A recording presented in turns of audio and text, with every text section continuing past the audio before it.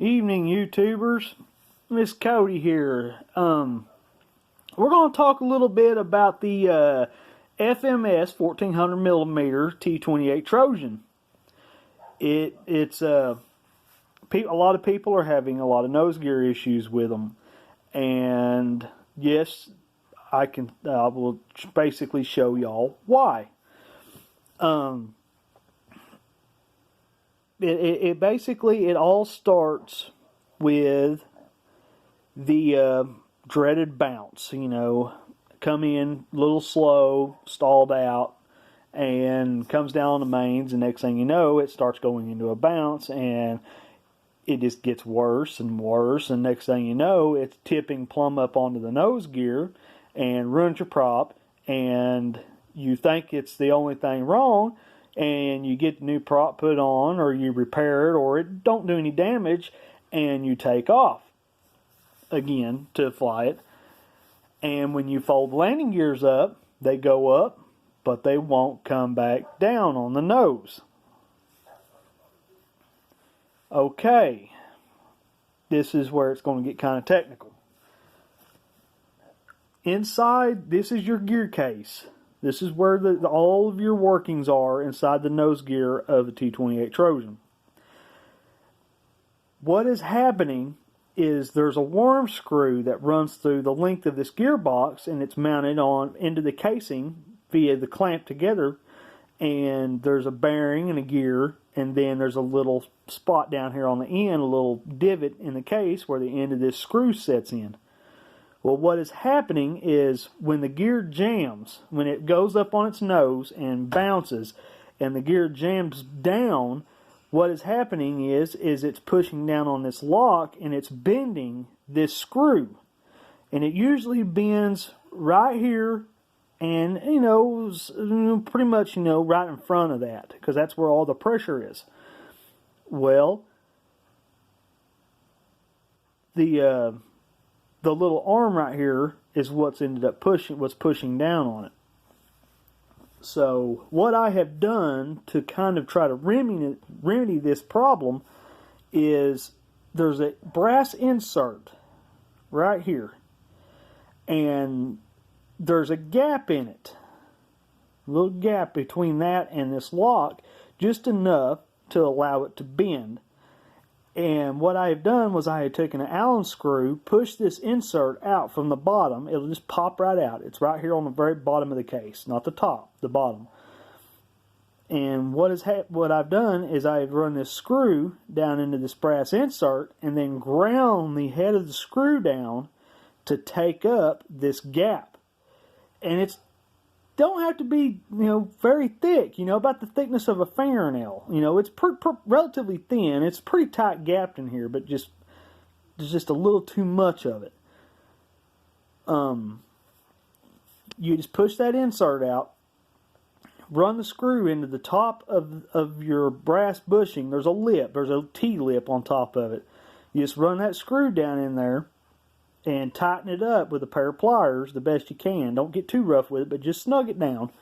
And then get you a file or grinder, or, let's say you're a machinist. You could actually machine a new piece that's just a hair thicker on top to allow it to take up that gap. But I just use a screw because I don't have a lathe.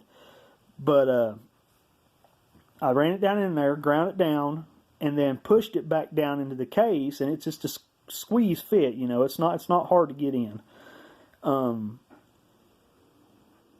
then I ran the screw all the way to the back, where it is right above where I had put my two screws in, and then pushed the case back together until it popped together with no resistance. If there's resistance when you're pushing it together, right here in the center, if there's resistance when you go to push it together and it's not just falling together, you may have this a little too thick. Just take a smidge off the top of it and then try it again until it just goes click and pushes together. You don't want it too tight because it'll jam. But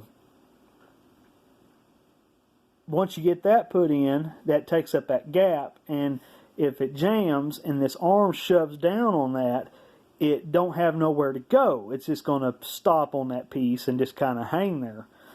And it'll take that pressure off of this little bitty screw. You know, if they would have put a bigger screw in this piece right here, that would have helped, but I understand that they did it because it's kind of working with tight tolerances.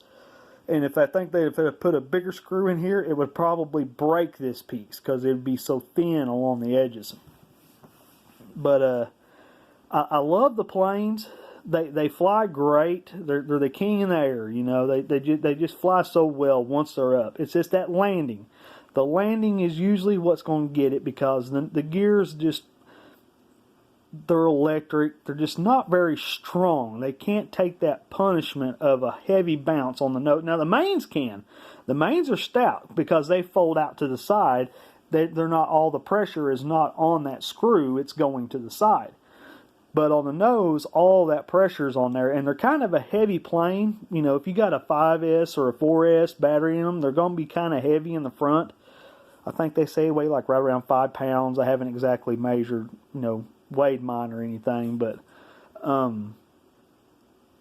make sure they're balanced. Make sure that they're not super duper nose heavy, and just take all that pressure off of that gear that you can without ruining the integrity of the plane's flight. Just make sure it's balanced good. Especially if you're running a different battery than what it calls for, and so forth and so on.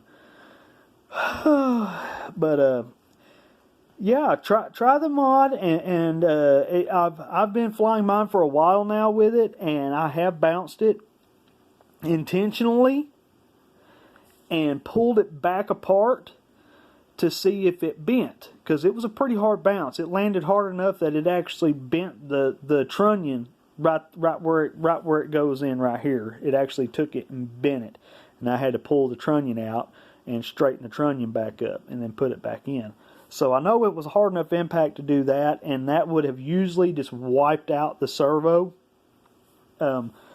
I forgot to mention why it fails to come back down is there's a limit board right here, and there's 2 limit switches, one on each end.